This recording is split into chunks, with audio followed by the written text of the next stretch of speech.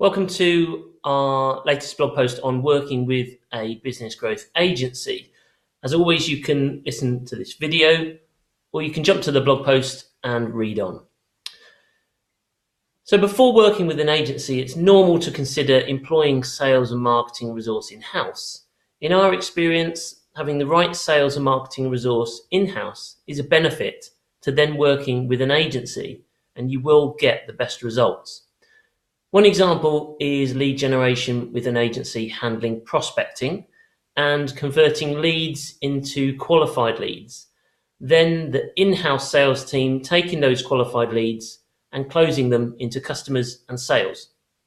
In the example of marketing, the agency is there for strategy, planning, technology setup, reviews and recommendations of how to improve, and the in-house marketing team is there for content creation, publishing, and social sharing. An agency should also bring processes, procedures, and technology that's tried and tested and can be up and running so you see results as quickly as possible. On that topic, this article walks you through the kickoff, onboarding, and account management process that should come with an experienced automotive business growth agency. So how important is it to start? So the start of your relationship with an agency should have a well-structured and smooth process. It's about planting the right seeds to build a successful and long-term partnership. The kickoff process. This step is about gathering as much information as possible. You'll need the agency to learn your products and services as quickly as possible. It's a good idea to create your sales and marketing strategy at the start. Any investment you make has to be to achieve your goals, so it's important to get the strategy agreed first. This is actually a step you want to complete before deciding to work with the agency. Otherwise, they won't be making the right recommendations. You'll want a thorough first meeting to get things moving quickly. I'd suggest this as the agenda. First, kick-off meeting to normally take 3 to 4 hours. Second, confirm who will attend the kick-off meeting. Third, review the roles and proposal and agreement. Walk through what was agreed and use this to build out a roles and responsibilities SLA. 4, review goals, plans, challenges, and timeline. 5, based on the deliverables, you should also walk through expectations. 6, review of your ideal customer profile and persona, because all activity is about attracting them. And lastly, 7, handover items to gather information about your company, products, and services. At this point, it's a good idea for the agency to collate content into a content schedule so you have an easy to access A to Z of all your main content.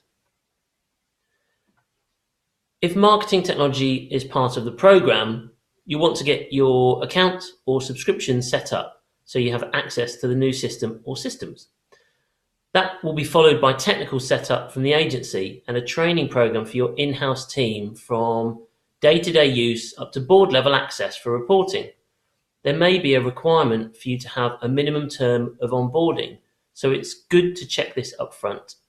If your new systems include your website and email marketing, you should agree any template creation and website migration requirements plus other implementation requirements.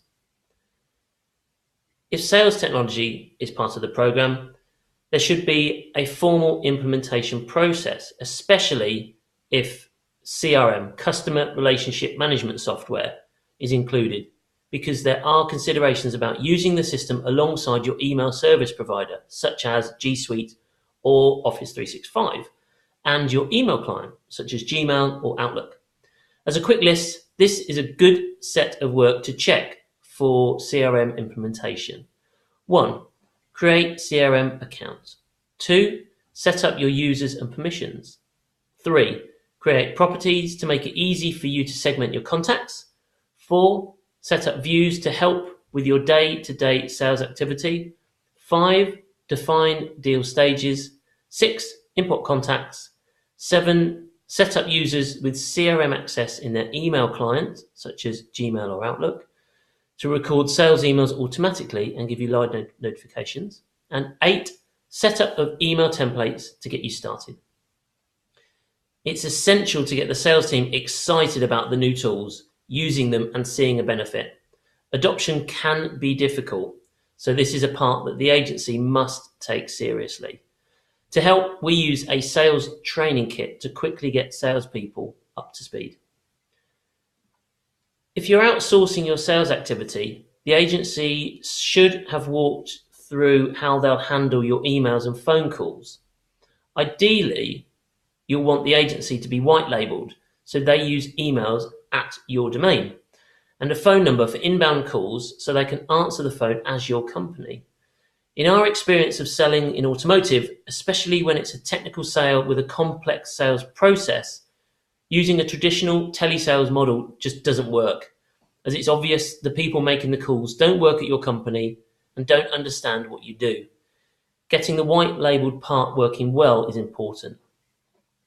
Some things for you to consider before letting an agency email and call on your behalf. 1. What email account will they use? 2. If you use G Suite or Office 365, do you need to create an account for them? 3. If you don't have a cloud tool for email and calendar, does the agency have a solution? 4. Can you provide IMAP and SMTP email access if the agency will use their own email and calendar software? 5. Does the agency use a VoIP telephone system, and can they set up a number just for you so they can answer the phone as your company? And 6. Will you print business cards and have the agency attend events and meetings on your behalf? Roles and responsibilities. Getting your roles and responsibilities service level agreement, SLA, is important. I've used one-man band agents in the past and they haven't worked out. My experience of outsourcing any work to freelancers, agents or agencies is that you have to be very structured, 110% clear on who is responsible for what, and you have to have complete visibility into where they are and what they're doing. This is why the agency you select should actually do all of that for you and make it easy. If the agency is experienced, they'll create an SLA for roles and responsibilities and will include 1. Who will be responsible for each of the main tasks? 2. Deliverables agreed before you start working together. 3. Milestones, and 4. Metrics. Back in the blog post that accompanies this video, there's an example of one of the SLAs we use to show the flow of responsibilities from strategy through to customer support.